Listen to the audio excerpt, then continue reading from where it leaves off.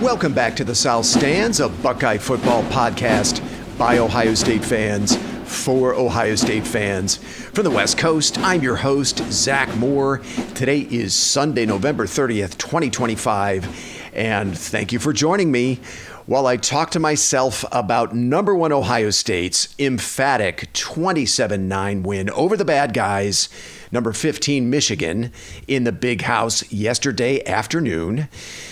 With this win, head coach Ryan Day snapped a 4-game losing streak to the Wolverines. It was his first win in this series since 2019. Remember, this game was canceled in 2020 due to COVID. The Buckeyes are 12-0 for the first time since 2019 and will be making their first trip to Indianapolis for the Big Ten championship game since 2020. They will face the number 2 ranked 12-0 Indiana Hoosiers next Saturday night at 8 p.m. Eastern for the Big Ten championship, the number 1 seed in the college football playoff, and more than likely, the Heisman Trophy, because right now, IU quarterback Fernando Mendoza and Ohio State quarterback Julian Sayin are considered the clear frontrunners for that award. The winning quarterback next Saturday night is more than likely your Heisman winner. More on the Big Ten championship game in a minute. First, I want to take us back to what was a glorious, snowy afternoon in the Big House yesterday. Now, it wasn't exactly an ideal start to this game for the Buckeyes. In fact, for the first 5 minutes of the first quarter, it looked like Buckeye fans would have to endure another nightmare in this game. The Buckeyes won the toss and deferred. Michigan took the ball and within 2 plays had the ball inside the Ohio State 30-yard line. Running back Jordan Marshall ripped off a 36-yard run on the first play from scrimmage. On the next play, quarterback Bryce Underwood would hit Marshall for a 10-yard completion, setting the Wolverines up with a first down at the Ohio State 29-yard line. Now, the Buckeye defense would bow up and hold Michigan to a 45-yard field goal by Dominic Zavada, giving the Wolverines a 3-0 lead. Then 2 plays later, on Ohio State's first possession, Julian Sayin was intercepted by Michigan defensive back Jair Hill, giving the Wolverines the ball 1st and 10 from the Ohio State 39-yard line. A 21-yard run by Marshall got the ball down to the Ohio State 11-yard line. And with only 3 minutes and 30 seconds gone by, the Buckeyes were staring down the barrel of a 10-0 deficit in this game. But once again, the Ohio State defense would hold Michigan out of the end zone, forcing another Dominic Zavada field goal, this time from 25 yards, to give Michigan a 6-0 lead with 9:43 to play in the first quarter. I mean, the Buckeyes were suddenly springing leaks in a rush defense that had been one of the nation's best for 3 months. For the 3rd straight year in this game, the Ohio State quarterback, Julian Sayin in this case, threw a devastating first quarter interception, leading to quick and easy points for the Wolverines. I mean, for the first 5 minutes of this game, it was great to be a Michigan fan. Everything was going to script. Then the next 55 minutes happened, and being a Wolverines fan, not quite the thrill that it was for the first 5 minutes of this game. The Buckeyes would go on a 27-3 run, scoring on 5 of their next 6 possessions to turn the lights out on the Wolverines and end the 4-year nightmare for Ryan Day, the Buckeyes, and their fans in this series. After weeks of wondering whether star receivers Jeremiah Smith and Carnell Tate would be available for this game, Smith and Tate both played and delivered huge touchdown catches. Smith came on 4th and 5 from the Michigan 35-yard line with 11:50 to play in the second quarter. It was a gutsy call by Ryan Day to take a deep shot in that moment with the Buckeyes trailing 6-3. Then with 7:42 to play in the third quarter and the Buckeyes leading 17-9, Carnell Tate would deliver the knockout blow, a 50-yard touchdown catch on a moonshot from Julian Sayin. That put the Buckeyes up 24-9, and for all intents and purposes, it ended this ball game. Tate logged 42 snaps and led all receivers with 5 catches on 7 targets for 82 yards and a touchdown. And to me, Tate looked completely healthy and very much like the receiver he was before the mysterious injury that forced him to miss 3 straight games. Smith played 45 snaps and finished with 3 catches on 5 targets for 40 yards and a touchdown. Now, I thought Smith looked something like 75 to 80% of himself in this game. He didn't look quite as explosive as he did before his injury. But look, I mean, 80% of Jeremiah Smith was plenty in this game. Brandon Inniss also caught a touchdown yesterday that was from 4 yards out with 18 seconds remaining in the second quarter to give the Buckeyes a 17-9 lead heading into the half. Quarterback Julian Sain finished the afternoon 19 of 26 for 233 yards and 3 touchdown passes. He was magnificent after that early interception, and his performance yesterday kept him very much in the Heisman discussion. Freshman running back Bo Jackson finished the afternoon with 166 yards on 26 touches. Jackson ran for 117 yards on 22 carries and caught 4 passes for 49 yards. It was about as good a debut in an Ohio State-Michigan game as we've ever seen from a Buckeye freshman. Now, it was Jackson's 36-yard run on Ohio State's second possession of the game that began to turn the momentum in their favor. That run would set up Ohio State's first points of the game. Jackson also had a 23-yard pass reception on that drive. In his pregame interview with Jenny Taft right before kickoff, Ryan Day said, quote, "We're going to be attacking from the jump on this one," end quote. And Day was aggressive at just the right moments yesterday.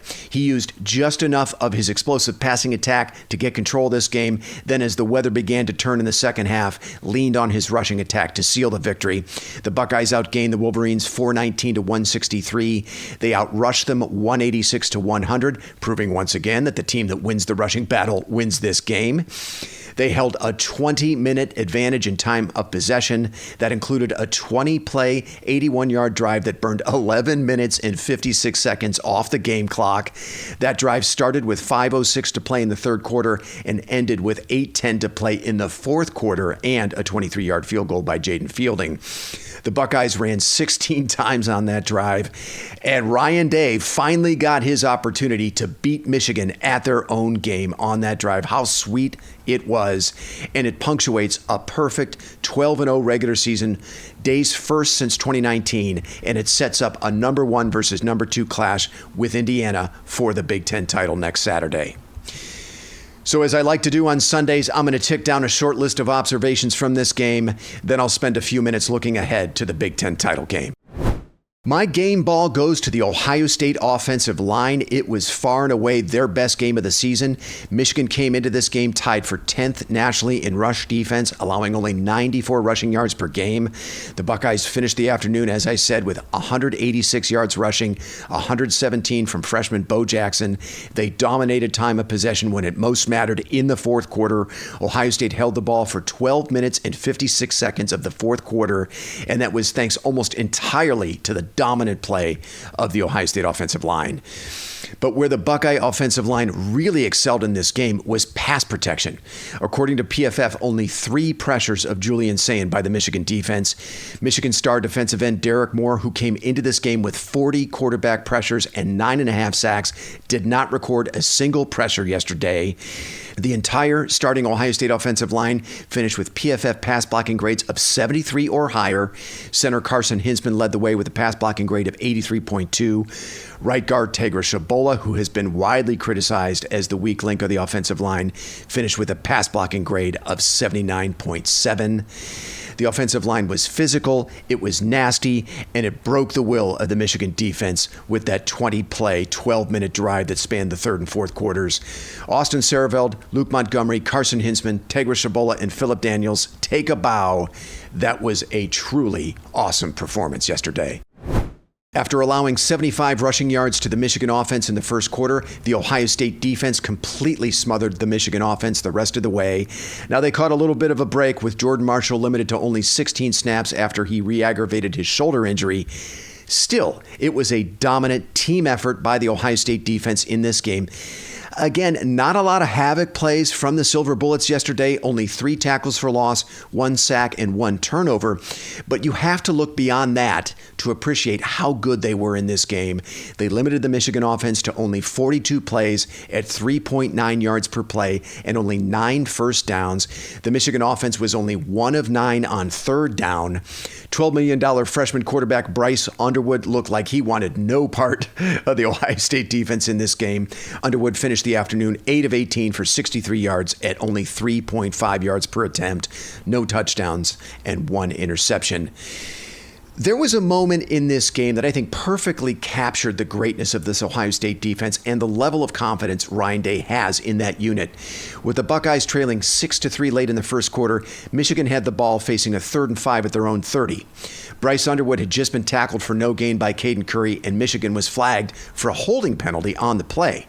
Now, most head coaches would have accepted the penalty yardage and put Michigan in a 2nd and 15, but Ryan Day declined the penalty, and on the very next play, Underwood would be stopped again for no gain, and Michigan would have to punt. His team was trailing on the road, and yet Ryan Day turned down 10 yards of field position because he knew his defense could get off the field on that 3rd and 5. I thought that was a pretty awesome flex by the Ohio State defense. I also think it was a total indictment of Bryce Underwood in the Michigan passing game. Ohio State had a pretty good notion by that stage of the game that Underwood just wasn't going to beat them. Caden McDonald once again finished as Ohio State's highest graded defender according to PFF with an overall grade of 80.4. McDonald, who was just named a finalist for the Outland Trophy, also finished with a team-high rush defense grade of 85.5. Caleb Downs was also excellent in this game. Matt Patricia used him all over the field. In 44 snaps, Downs played 12 in the box, 16 at free safety, 14 in the slot, and 2 on the defensive line. He finished with an overall PFF grade of 79.7 and a team-high coverage grade of 77.3. Sonny Styles once again led the Buckeyes in tackles with 6. That included 1 tackle for loss. Styles finished with a team-high PFF tackling grade of 82.7. He was one of 9 Buckeye defenders that finished with a PFF tackling grade of 70 or higher. This is such a great tackling defense. They have been all season. Only 4 missed tackles for the Buckeyes yesterday afternoon, according to PFF.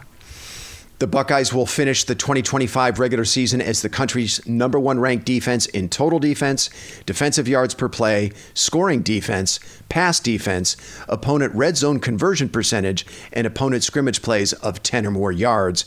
And they're 3rd nationally in stop rate and opponent 3rd down conversion percentage, and 4th nationally against the run. They've allowed 9 touchdowns in 12 games. The Wolverines were the 5th opponent the Buckeyes held out of the end zone this season. Michigan only had 1 trip into the Ohio State red zone in this game. Not only are they the most talented unit in the country, the Ohio State defense plays with great intelligence and discipline as well. You never see a player freelancing, chasing a lost yardage play or a turnover. Now, we would sometimes see that under Jim Knowles with players like JT Tuimoloau, but not on this defense, not with Matt Patricia. In the postgame, as a large group of Michigan players stood at midfield in anticipation of an Ohio State flag planting attempt that never happened, Ryan Day told Jenny Taft of Fox, quote, "We're going to win with humility," end quote, which I just loved. Instead of another ugly confrontation with Michigan players at the 50-yard line with police and pepper spray, Buckeye players made their way to the Ohio State section of the stands and celebrated with their fans. It was a poetic ending to the afternoon for Coach Day and his players, and it made me personally very proud to be a Buckeye. Okay, let's turn our attention to next Saturday night and the Big Ten championship game in Indianapolis. #1, 12-0 Ohio State versus #2, 12-0 Indiana. The Big Ten championship game, the #1 seed in the college football playoff, and more than likely the Heisman Trophy are all on the line in this game. This will be a 5 p.m. Eastern kick on Fox. The early line is Ohio State -5.5. The over-under is 48.5. Now, Lucas Oil Stadium is 56 miles from the Indiana campus. It's 177 miles from the Ohio State campus. Now, that geography would suggest a home field advantage for the Hoosiers in this game, but I think the Buckeye fans will travel well. That stadium should be packed to the rafters. It will be an electric environment. Now, the Hoosiers bring a very balanced squad into this game that does just about everything on both sides of the ball at a very high level. They are 5th nationally in total offense. They're 6th in offensive yards per play. They're 2nd nationally in scoring offense, averaging 44 points per game. They're 9th in rushing offense, averaging just under 230 yards rushing per game. Statistically speaking, they're not quite as good throwing the ball, but they're still very good at 41st nationally, averaging 254 yards per game. The Hoosier offense is led by junior quarterback and Heisman favorite Fernando Mendoza, the Cal transfer. Mendoza leads the country in touchdown passes with 32. He's tied for third nationally in yards per attempt at 9.4, and he's fifth nationally in completion percentage at 72%. At 6'5", 225 pounds, Mendoza is a very good athlete who can also make plays with his legs. Before sack yardage, Mendoza has 338 yards rushing and 6 rushing touchdowns. He is having a monster season for the Hoosiers, and he will be a handful for the Buckeye defense in this game. Mendoza has 2 very good receivers to throw to in junior Omar Cooper Jr. and senior Elijah Surratt. Cooper and Surratt have combined for 106 receptions and over 1,400 receiving yards and 22 touchdown catches. They are a very, very good receiving duo for this Indiana offense. The Indiana rushing attack is led by senior running back Roman Hemby, the Maryland transfer. Hemby comes into this game with 866 yards rushing at 5.3 yards per attempt and 6 rushing touchdowns. The Hoosiers also have a very good second back in sixth-year senior Kaylon Black. Black comes into this game with 729 yards rushing at 5.7 yards per attempt and a team-high 7 rushing touchdowns. Finally, Indiana brings an excellent offensive line into this game, which is a semifinalist for the Joe Moore Award. Left tackle Carter Smith leads that unit. Smith has an excellent overall PFF grade of 87.9 and team-high pass and run blocking grades of 94.4 and 82.7 respectively. Center Pat Coogan, the Notre Dame transfer, is also having an excellent season so far for this Hoosier offensive line. On defense, the Hoosiers are just about as good. They're 4th nationally in total defense. They're 8th in defensive yards per play. They're 2nd nationally both in scoring defense and rush defense. Now, they're not quite as good against the pass, but still very good at 14th nationally. The Hoosiers are also among the country's best defenses at making plays behind the line of scrimmage and forcing turnovers. They're 3rd nationally in tackles for loss with 103. They're tied for 14th nationally in sacks with 34, and they're tied for 7th nationally in takeaways with 24. Keep your eye on sophomore linebacker Rolijah Hardy. Hardy leads the Hoosiers in tackles with 77 and sacks with 7. Senior defensive end Stephen Daly, the Kent State transfer, is another player to watch on this defense. Daly leads the Big Ten in tackles for loss with 18. Senior defensive end Mikal Kamara, the JMU transfer, also another very disruptive player for this Indiana defense. Kamara leads the IU in pressures with 46, but strangely, he only has 1 sack to his credit so far this season. Senior safety Lewis Moore is another big-time playmaker for the Hoosier defense. Moore is tied for the Big Ten lead in interceptions with 5. Finally, junior cornerback D'Angelo Pons, another JMU transfer, is another player to watch on this Hoosier defense. Pons is their highest-graded defender according to PFF with an overall grade of 90.1, and he leads the Hoosiers in PBUs with 7. Pons, by the way, was a high school teammate of Jeremiah Smith. Last season, the big knock on Indiana was their schedule. The college football world acknowledged the vast improvement under Curt Cignetti, but the Hoosiers feasted on a soft non-conference schedule and a Big Ten slate that didn't really challenge them until November. And then convincing losses to the Buckeyes in the regular season and Notre Dame in the CFP reinforced the notion that Indiana didn't really belong with the blue bloods of the sport. But the Hoosiers made believers out of many of us earlier this season by going on the road to beat a top 5 Oregon team by double digits. Now, IU has also had a couple of very close calls this season at Iowa and at Penn State. The Hoosiers scored the game-winning touchdown against Iowa with a minute 28 to play in that game, and they scored the game-winning touchdown at Penn State with 30 seconds to play in that game. Still, this is a very good Indiana football team that has been pretty well battle-tested so far. They have an excellent quarterback in Fernando Mendoza with a Joe Moore caliber offensive line and a depth of highly productive skill talent around him. And the IU defense has also been great. They're excellent against the run, very good against the pass, with a bunch of playmakers, at all 3 levels. And look, this game is likely to be played in front of a pro IU crowd, which is, 56 miles from their campus. So I'm setting my concernometer for this game at a solid 8. Again, the early line is Ohio State minus 5.5. The over-under is 48.5. As good as Indiana has been this season, they've been very, very good. I keep coming back to their narrow escape against Penn State a few weeks ago. Now, give IU credit for getting out of Happy Valley with that win, but the Penn State defense was very good against IU in that game. They held the IU rushing attack to 3.5 yards per carry. They sacked Fernando Mendoza 3 times. According to PFF, Penn State had 28 quarterback pressures on Mendoza in that game. And according to PFF, IU finished with a season-low 46.7 pass blocking grade in that game. IU, by the way, it's also worth mentioning, they were shaky in pass protection both against Iowa and Oregon as well. They finished with pass blocking grades of 54 and 61.3 respectively in those games. Now, the Penn State front, I think, is the closest thing the IU offensive line has seen so far to what they're going to face in Ohio State on Saturday night. So I wonder if the Buckeye defensive front can have similar success getting after Fernando Mendoza.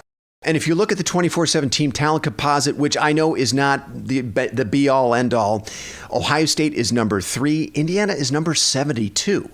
Now, IU fans, they will point out their win over Oregon, which is number 5 in that very same composite, and that would be fair. But look, there is without question, I mean, objectively speaking, a decisive talent advantage for the Buckeyes in this game.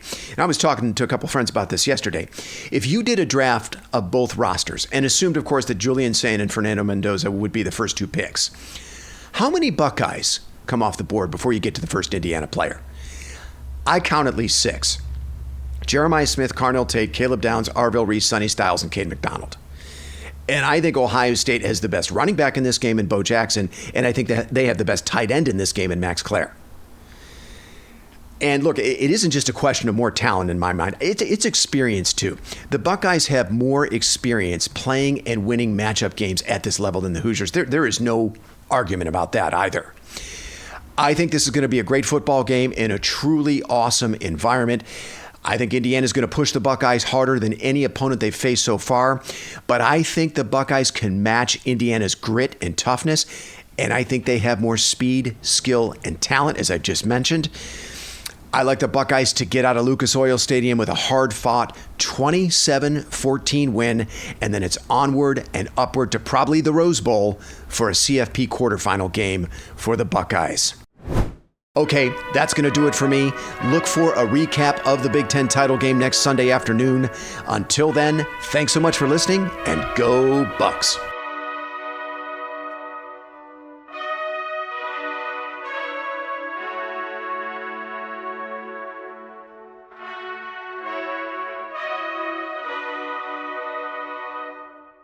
You've been listening to The South Stands, a Buckeye football podcast. Follow us on X at South_Stands.